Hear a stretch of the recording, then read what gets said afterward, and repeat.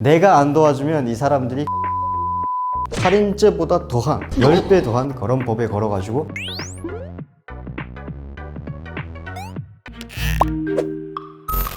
안녕하세요 여러분, 저는 2014년도에 북한에 탈북을 해서 대한민국에 정착한 제 7년차 하진이고요. 북한에서는 탈북 브로커라고 하는 그 어렵다는 일을 하고 왔습니다. 현재는 대한민국에서 하진우 TV를 하고 있고요. 열심히 사업도 하고 있습니다. 여러분 만나서 반갑습니다. 탈북 브로커는 탈북을 하려고 하는 사람들을 안전하게 한국까지 갈 수 있도록 도움을 주는 탈북 도움이라고 보시면 되는데요. 사실은 우리나라의 이제 표현이 탈북 브로커라는 표현밖에 없다 보니까 약간 좀 부정적인 이미지도 있긴 합니다.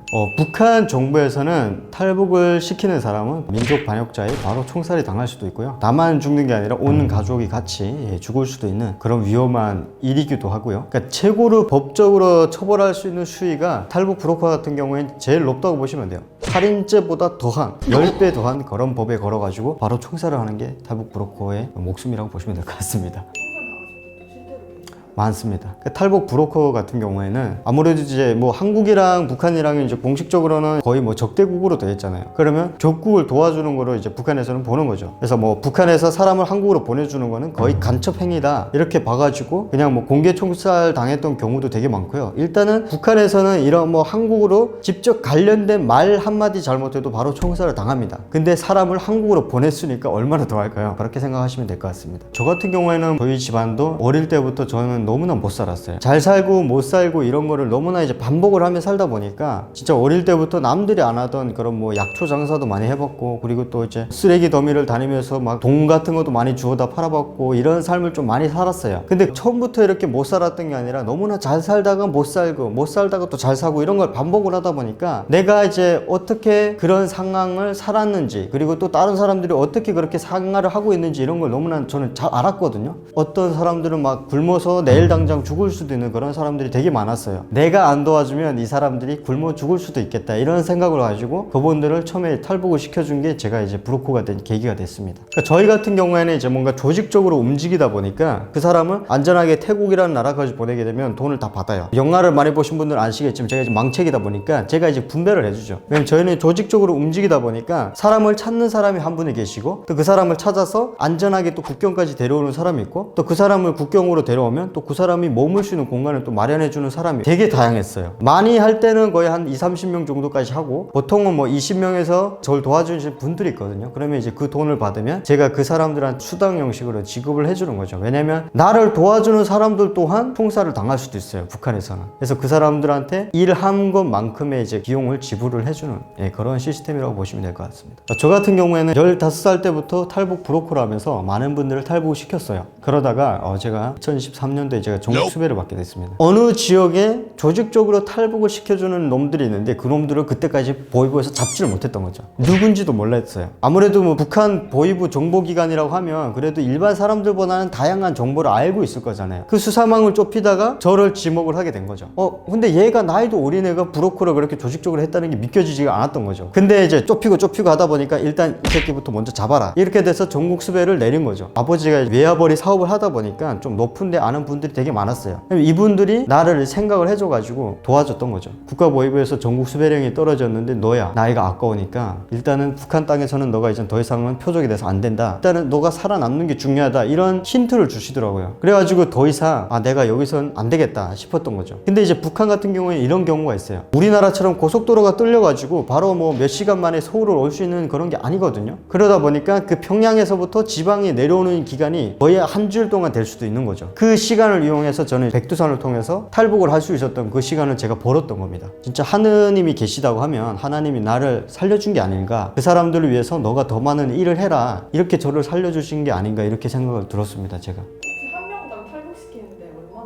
저 같은 경우에 2010년도 그때 이제 브로커를 하다 보니까 그때 당시에는 한 500만 원에서 한 1000만 원 정도로 되어 있었어요. 그러니까 이게 사실은 탈북 시키는 비용은 딱히 정해진 가격은 없습니다. 그 없는 이유가 브로커라는 것 자체는 내가 이제 목숨을 걸고 일을 하는 거잖아요. 그리고 이게 또 북한은 우리나라처럼 뭐 이렇게 뭐 서울, 부산 막 이렇게 왔다 갔다 할 수 있는 그런 조건이 안 되는 나라입니다. 그러다 보니까 다른 지역, 예를 들어 평양에 있는 사람은 그만큼 국경으로 오기가 엄청 힘들거든요. 그러면 비용이 이제 더 많이 추가될 수밖에 없는 그런 상황인데, 보통은 500만 원에서 그때 당시에는 1000만 원 정도였습니다. 지금은 거의 뭐 3천만 원, 3천만 원도 얘기를 하고, 저는 딱 확실하게 집어서 우리 또 시청자분들에게 얘기를 드린다면 그 돈은 돈을 따지는 게 아니라 그 사람의 목숨값입니다. 그러면 내 가족을 데리고 오는데 그 돈이 몇 천만 원 아깝다고 내가 돈을 안 주게 되면 저렴하게 데리고 오다 잡힐 수도 있잖아요. 나는 안전하게만 만약에 데려올 수가 있다고 하면 뭐 1억이든 2억이든 그거는 돈이 중요한 게 아닌 것 같아요.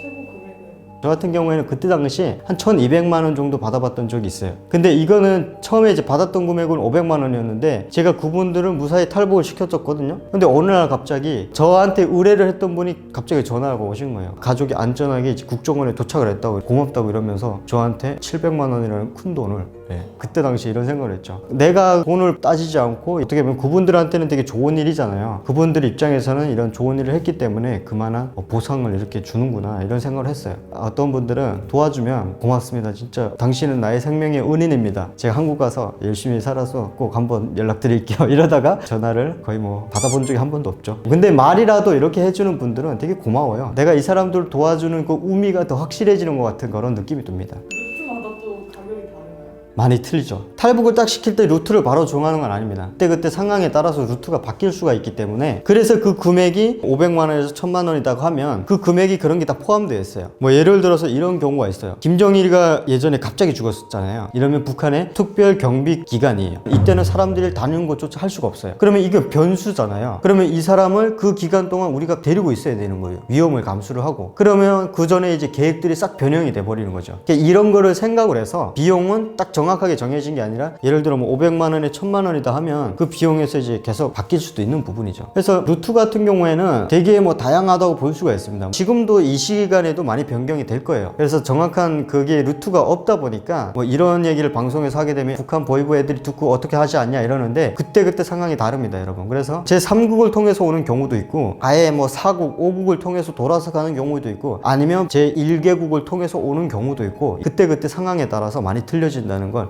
말씀을 드릴 수가 있을 것 같습니다. 그럼 500, 1000 네. 이런 걸 어떻게 말씀드리나요? 그래서 이거를 말씀을 드리면, 북한에서 이렇게 탈북하시는 분들 비율은 많지가 않아요. 어떻게 보면 한국에 이미 탈북민이 33,000명이라는 숫자가 들어와 있거든요. 그러면 이 사람들의 가족은 많을 거잖아요, 북한에. 아직까지도 거의 50% 이상이 한국에서 먼저 가족이 온 사람들이 자기가 정착을 하고 돈을 벌어서 가족을 데려오는 사람들이에요. 그러다 보니까 거의 50% 이상은 가족이 비용을 대고 가족을 데려오는 경우고, 진짜 10% 20%의 사람들이 북한에서 탈북을 하려고 시도하는 사람들이죠. 근데 이 사람들은 비용이 어느 정도 든다는 건 알고 있어요. 그러다 보니까 그 돈을 마련하기 위해서 가지고 있던 집이라든지 이런 걸 팔아가지고 그 자금을 만드는 분들도 계시고요. 아니면 돈이 없으니까 이제 무작정 그냥 가족을 데리고 탈북을 하시는 분들도 계시고, 부류가 좀 여러 가지로 나눠져 있다고 보시면 될 것 같습니다. 정확하게 말씀을 드리면 사실일 수도 있습니다. 방송에서도 계속 얘기를 하는데, 탈북 브로커라고 하면 진짜 1000만 중에 2~3명이에요. 탈북 브로커라는 일을 하고 있는 사람이. 내가 목숨을 걸고 이 사람들을 보내줘야 되기 때문에 그 목숨을 걸려고 하는 사람이 없다는 겁니다, 여러분. 그러면 어떤 일이 생기냐? 바로 이렇게 브로커라는 사람이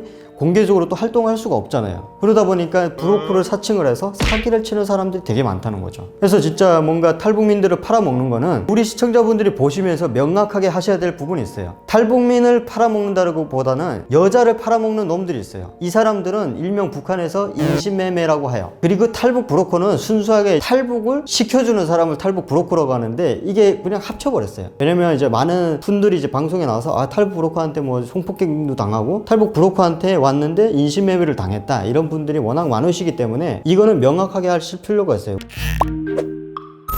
자, 여러분, 오늘 시간에 탈북 브로커가 얼마나 비용을 받고 돈을 얼마나 버는지, 탈북 브로커라고 하면 부정적인 시선이 되게 많은데 그런 부분에 대해서 얘기를 나눈 그런 시간을 가졌습니다. 어디를 가나 탈북 브로커 같은 경우에는 희소성이 있고 누구나 이제 공개적으로 할 수 없는 그런 일이다 보니까 그거를 사칭을 해서 사기치는 놈들이 되게 많다. 그래서 브로커는 절대로 먼저 돈을 요구하지 않고 진짜 뭐 이런 걸 하지 않는 게 진짜 브로커다, 이렇게 아시면 될 것 같고요. 오늘 영상이 좋으셨다면 구독과 좋아요 한 번씩 눌러주시기 부탁드리겠습니다, 여러분. 저는 또 다음 시간에 찾아오도록 하겠습니다. 감사합니다.